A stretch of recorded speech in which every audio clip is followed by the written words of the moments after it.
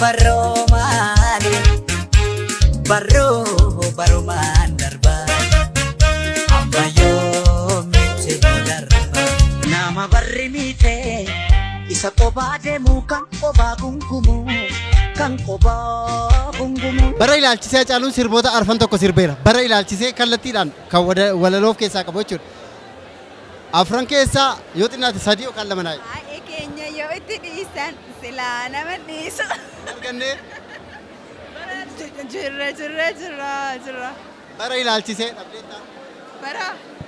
Baratuu darbuu diide achuma gangaalata.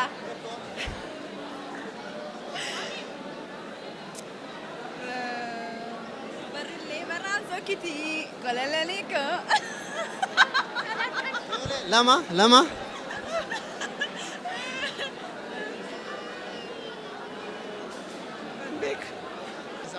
Gaaffii lammaffaa albamni Hacaaluu tokkoffaa irratti baay'ee jaallatamummaa argate mata dureen albamichaa maal jedhama sirba kamirraa fudhatame?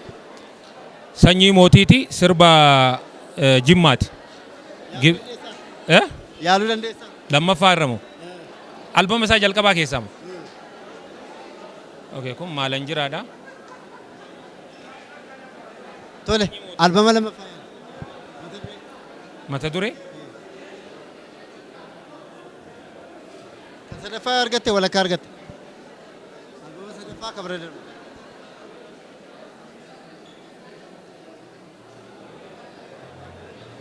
Maayira birraa gammadii. Sadaffaani eessa jirtaadha? Hin arganne mi kanallee? Hin argadde 0.25 siidhaadha. Gaaffii lama keessa sadii keessa. Sanyii mootiiti. Waa'ee keenyaa. Sanyii mootii? Argatteetta? Kabara darbee moo maali? Eessa jirtaa? Maalan jira? Abdeetta sitti himu namni biraan na dhaga'uu danda'a waan ta'eef deebisaa argatta. Walakkaa siidhaadha tokko argatteetta gaaffii lama keessa. Gaaffii isa sadaffaa. Bara ilaalchisee Hacaaluun sirboota afurii ol sirbee jira. Hacaaluun albamoota isaa arfan keessatti bara ilaalchisee sirboota inni sirbe yoo xiqqaate lama naa himi. Bara ilaalchisuudhaan. Bara ilaalchisee? Bara kan qabu yookiin bara kan ibsu sirba isaa jechuudha. Inni jalqabaa sirba isaa amma dhumarra jiru jaarraa dhibbaaf du'aa turre kunoo ammas duune kan jedhudha. Inni lamaffaan immoo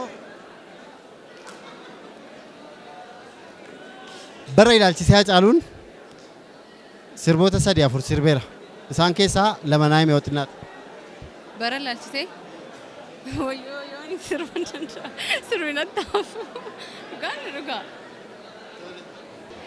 Bara ilaalchisee Hacaaluun sirboota afurii ol sirbeera.